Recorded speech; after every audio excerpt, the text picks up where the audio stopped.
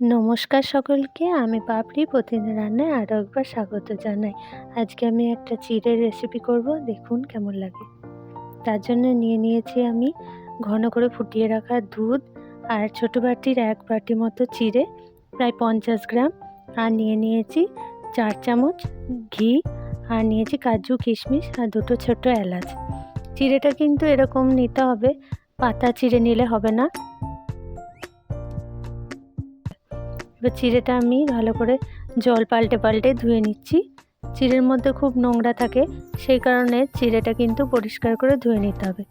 এবার আমি একটা স্ট্রেনারের মধ্যে চিড়েটা দিয়ে দিয়েছি জল ঝরতে, আর কড়াইয়ের মধ্যে দিয়ে দিচ্ছি ঘি। ঘি দেওয়ার পর আমি এখানে দিয়ে দেব চিড়েটা। জল ঝরানো চিড়েটা আমি এর মধ্যে দিয়ে দিচ্ছি। চিড়েটা একটুখানি ভেজে নেব, চিড়েটা হালকা হাতে ভেজে নেব।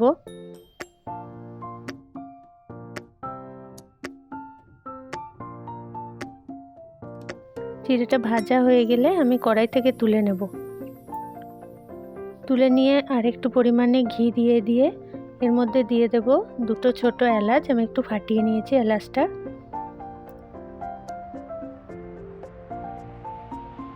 এরপর দিয়ে দিচ্ছি আমি এই ঘিয়ের মধ্যেই দুধ, ঘন করে জাল দিয়ে রাখা দুধ।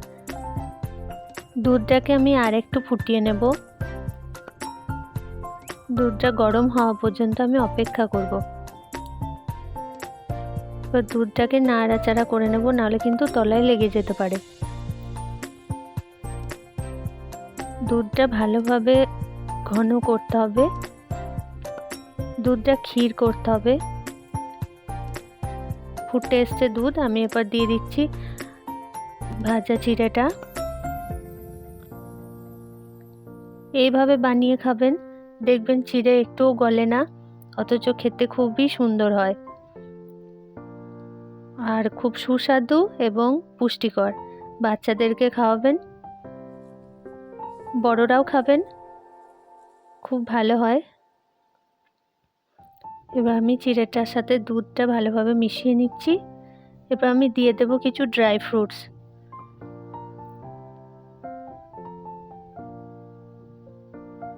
এভাবে কিছুক্ষণ নাড়াচাড়া করে আমি এর মধ্যে ব্যবহার করব গুঁড়ো চিনি।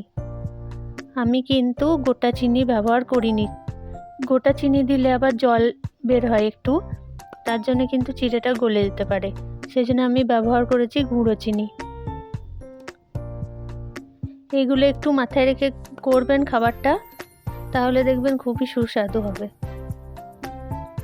এবার আমি গুঁড়ো চিনিটা ব্যবহার করছি। আর বেশিক্ষণ ফোটাবো না, এবার গ্যাসের ফ্লেমটা বন্ধ করে দেব। এই দেখুন হয়ে গেছে আমার ক্ষীর চিড়ে বা চিড়ের পায়েস। এবার একটা পাত্রের মধ্যে এটা ঢেলে নেব। বাচ্চা থেকে বড় সকলের ভাল লাগবে।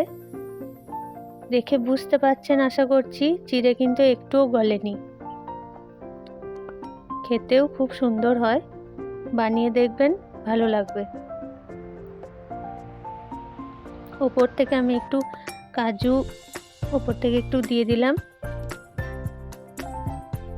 ধন্যবাদ সকলকে দেখার জন্য।